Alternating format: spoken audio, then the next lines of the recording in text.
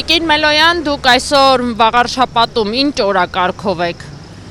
Վաղարշապատում կարծում եմ վերջին շրջանում ամիսների ընթացքում անընդհատ օրակարգ ունենք ներկա գտնվելու, որովհետև մենք Վաղարշապատ համայնքի Էջմիածին քաղաքում ենք ու Էջմիածին քաղաքում մեր քրիստոնյաներից գտնվելու օրակարգը արդիական կրկին անգամ դարձրեց այս երկրի իշխող ուժի ղեկավարը, վարչապետը հարձակումներով մեր եկեղեցու վրա։ Ես կարծում եմ, ինչպես ինձ մոտ դա բավականին ուժեղ էմոցիոնալ ֆոն արթնացրեց սատար կանգնելու մեր եկեղեցում եւ պարբերաբար ավելի հաճախականացնելու, ավելի իմ օրակարգը այնպես կազմակերպելու, որ եթե Սուրբ Պատարագի եմ մասնակցում, ոչ թե մասնակցեմ քաղաքում, այլ կամ հասնեմ Մայրաթոր եւ իմ ֆիզիկական ներկայությամբ իմ աջակցությունս հայտնեմ մեր եկեղեցուն, աջակցությունս հայտնեմ մեր հոգեվոր հայրերին, իմ ուղերձն է ու մեր ուղերձն է այստեղ Էջմիածնի բնակիչներին, Վաղարշապատ համայնքի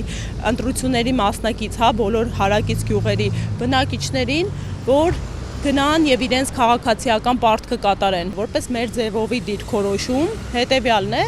որևէ կերպ չմիջամտելու ընտրություններին ու ուղերձելու մեկ պարզ ճշմարտություն, որ պետք է քաղաքացին գնա դուրս գա տանից, գնա տեղամասային կենտրոն եւ իրացնի իր ընտրական իրավունքը, դա է մեր ուղերձը, որ քաղաքացին ձեռնպահ չմնա, որովհետև եթե նա հիասթափությունից ելնելով խուսափում է գնալու իր քաղաքացիական պարտքը կատարելու, ընտրությանը մասնակցելու, իր փոխարեն է որոշվում արդյունքը։